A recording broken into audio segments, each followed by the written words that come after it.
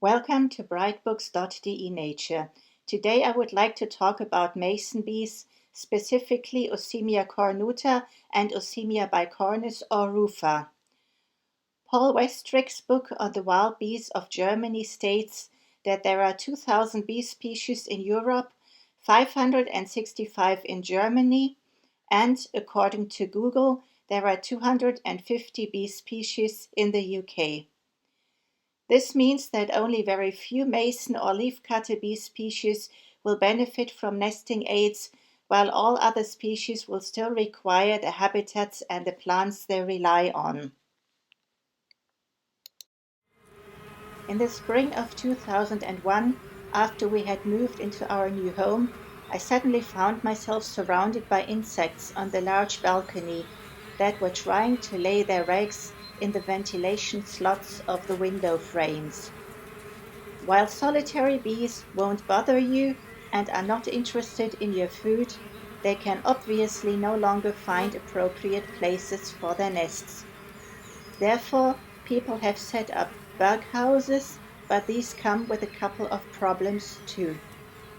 These general insect hotels usually include softwood tree trunk slices that are too thin for nests and will, in addition, develop splinters and cracks that let in moisture and parasites. Ordinary bricks will damage their wings and are unsuitable for their larvae due to sharp edges, while cones, straw, and slots in the wood and hard clay boards are perfectly useless for bees. All bug houses will, however, attract predators such as birds, spiders, hornets, common wasps, Drosophilidae flies, parasitic wasps, bee flies, ants, and earwigs. Please remember that some of those predators are also protected. You will need meshed wire and boards to protect bees from birds. The bee season usually begins when Osmia cornuta males come out in mid-March. Their only task is to mate with females before they sadly die off. The females will then proceed to clear out the old nests and make new ones. These two solitary bee species are quite peaceful.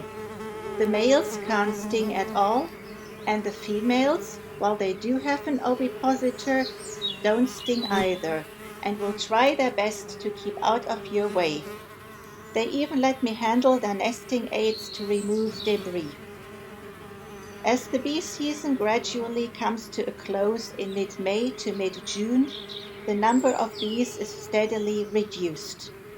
Once the last bee is gone, I store the nesting aids underneath staircase plant shelves on the balcony where they will be protected from heat and weather.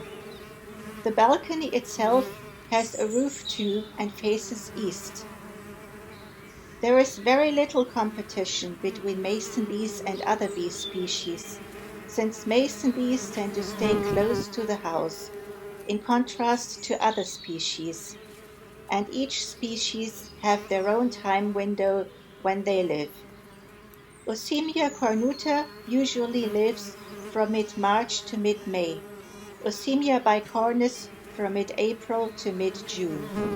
We can support them by planting native plants and by not mowing very often in general, especially not in May. Let's continue with suitable nesting aids.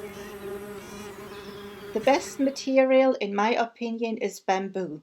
It is sturdy, sustainable, comes in all sizes, you don't have to fell trees, and as you see, the bees have made good use of it.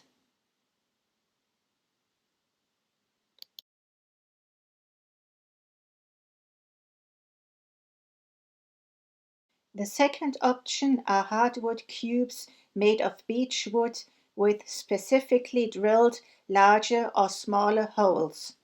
Hardwood does not splinter or crack. If you want to use softwood for nesting aids, you have to drill holes where the bark was. All nesting aids require a depth of at least 7 centimeters to provide space for female eggs at the back. Osimia cornuta will require larger holes compared to the smaller Osimia bicornis.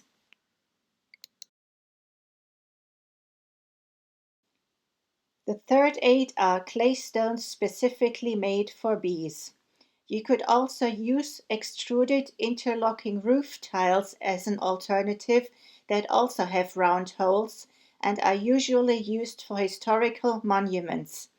Yet it is probably easier to find sellers of bee nesting stones that take care of various species. Be very careful to keep these stones out of the summer heat, as otherwise your bee will be baked alive.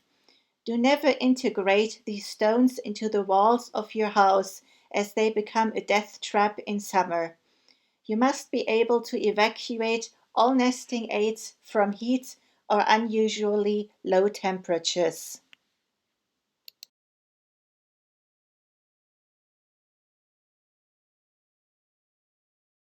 The last nesting aid is a plywood cube filled with cardboard tubes.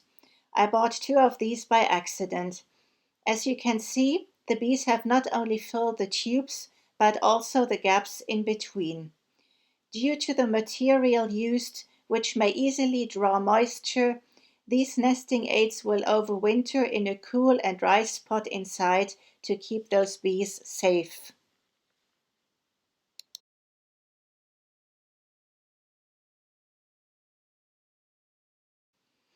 In summary, I have 14 bamboo nesting aids, 6 beechwood cubes, 10 clay nesting stones, and 2 cardboard tube cubes, and I look back on a very successful bee season this year.